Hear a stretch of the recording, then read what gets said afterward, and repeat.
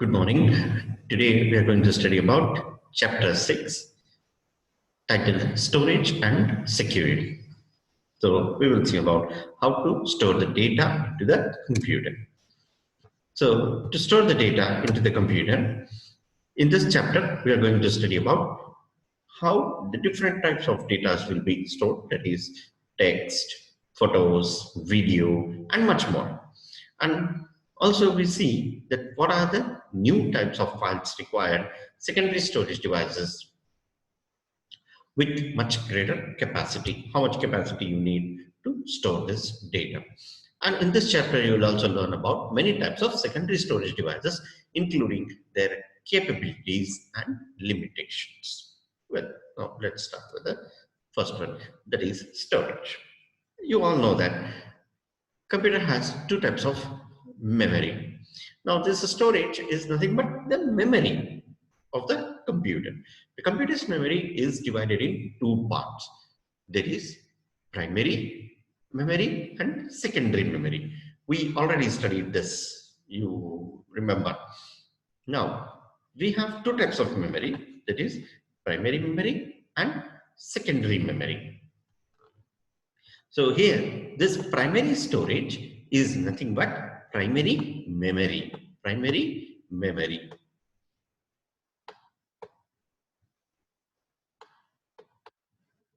Okay, this is the primary memory, which is volatile storage.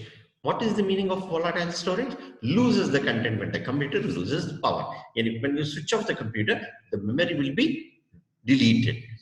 And it's a temporary storage. And what is the temporary storage? RAM. What is it? RAM. RAM, RAM, random access memory. Now this memory will be used whenever you open the computer and you see that the Windows is loading. Whenever you open the computer first time, you will see that the message will be coming there that Windows is loading. So what is happening at that time? That Windows program from the hard disk is stored into the RAM, and the RAM will be getting the Windows operating system. This operating system, once you switch off the computer, this operating system will be deleted from the RAM and again it will be empty. Next time when you want, again the RAM will be taking this operating system and it will be stored again. That is why we call it as volatile. Volatile means temporary, stored, and after that it will be deleted.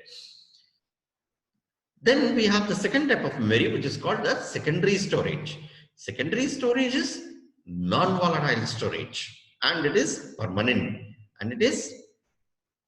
Non-volatile, it will not be deleted when you switch off the computer.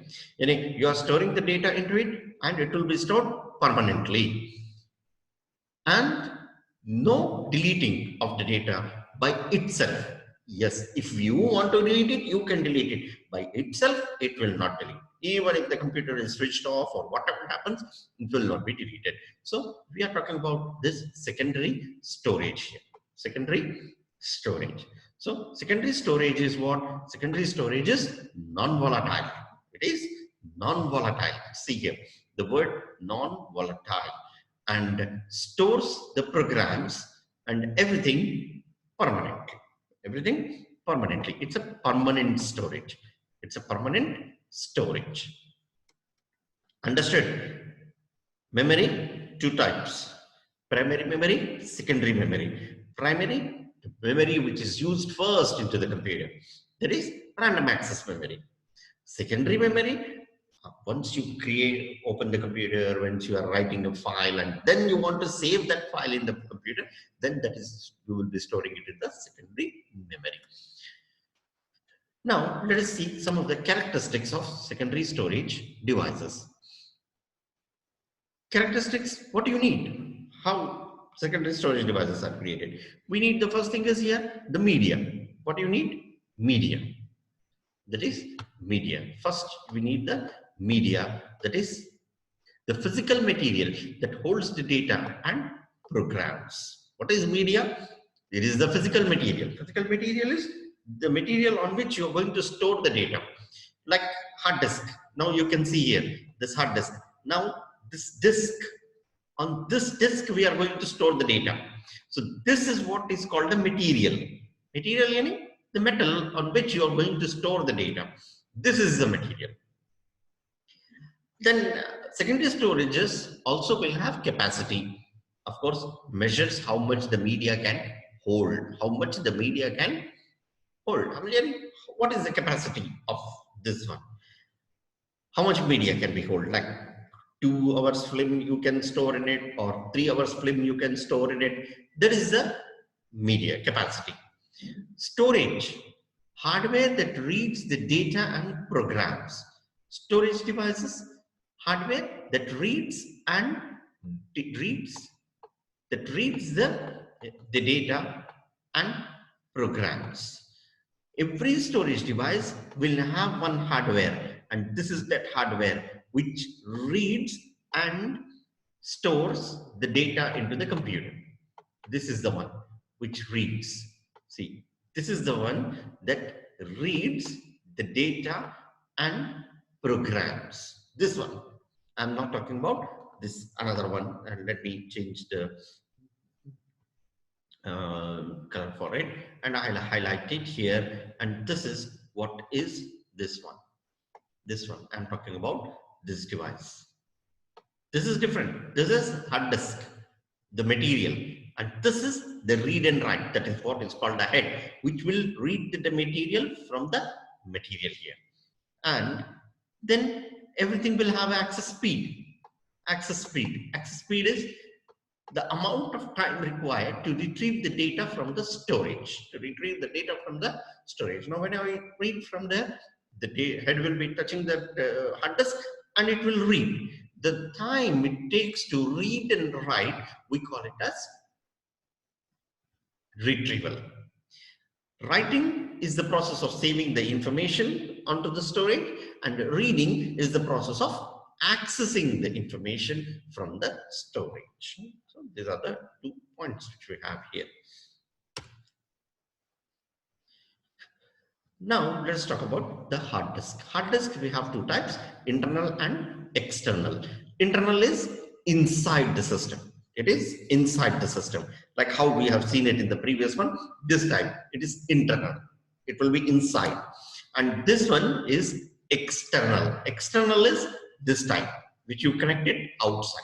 It is removable and used to compete in the internal hard disk and used to back up the contents of internal hard disk.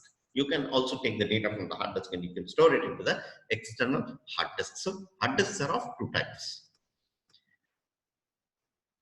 Now, sometimes your hard disk may be 1 terabyte, maybe 2 terabytes, and still your hard disk is not enough to store some of the data. So you are going to be connecting with the server and you have a lot of data to be stored. Then in that time, we are now going off for the cloud storage. You might be hearing about this. This is the latest technology which we have. That is, the internet acts as a cloud of servers.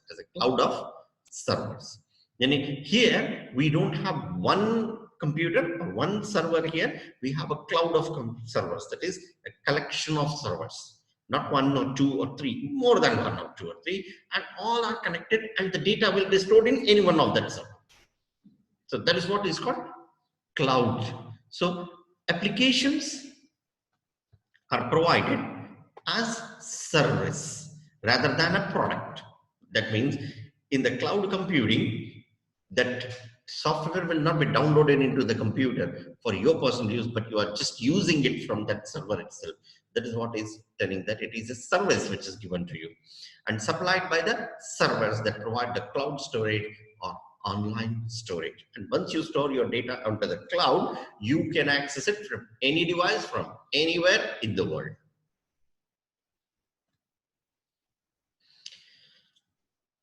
So this is what is about the cloud storage. So then comes about the mass storages. So what are these mass storages? Mass means more, big data you want to store. Then to meet the needs of organization requiring large amounts of secondary storage requirements. So when you want to store more data in your organization, you don't want to use the cloud computing, you are storing it in your servers. Then we need this one. Like, what is the first one? Enterprise storage system. What is this enterprise storage system? In this enterprise storage system, it is safe use of data across an organizational network. What are the devices? File servers, network attached storage, RAID systems, and organizational cloud storage. See, what are the devices we are using for enterprise storage? Enterprise means a big company. In a big company, of course, the data is more. So they have production, they have sales, they have development, everything.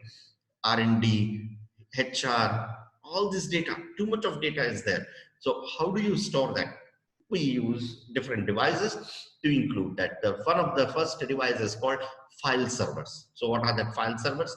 This is that file server, which is having a big capacity. Then network attached storage. Network attached storage is this one. This is what is called network attached storage. And RAID systems. These are called RAID systems. What are RAID? RAID, RAID. Random access individual devices. Now we have independent drives. That is, all the drives will be connected with one another. All the drives will be connected with one another. So many hard disks you can imagine. You can imagine like one hard disk, two hard disks, three hard disks, four hard disks, and all are connected. All are connected. That is what is called the RAID systems. RAID, RAID, RAID. Then we have another type which is called organizational cloud storage. See here, the cloud storage. See here we have many servers connected with each other. Here we have one server, here we have one server, and all these are clients which are using these two servers. Like this, you can have many servers here, and this is the internet. This is the internet. So these are the mass storage devices. Okay, we will continue this in the next class. Thank you.